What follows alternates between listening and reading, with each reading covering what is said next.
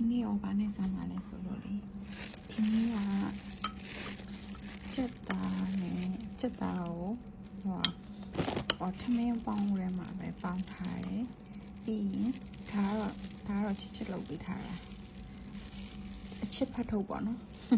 အချစ်ဖတ်ထုတ်မဟုတ်ဒါကဘာလဲဆိုအချစ်ဖတ်ထုတ်ပေါ့အချစ်တင်နဲ့လုပ်ပေးထားလို့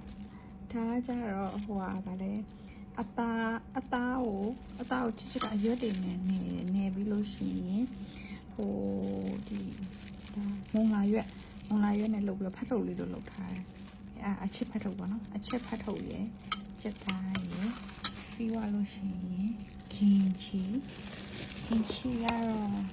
ဒီနေ့အရွက်မပါလို့အဲ့ဒါနဲ့ကင်ချီရှိရယ်ဆိုပြီးကင်ချီစားလိုက်တယ်ပြီးရင်ချက်သားရယ်ထမင်းရယ်ပြီးတော့ထူပြန်ပြီးရယ်ဒီကအရင်ကြိတ်ဒီကအရင်စားလို့ကောင်းတော်တော်လေးကောင်းတယ်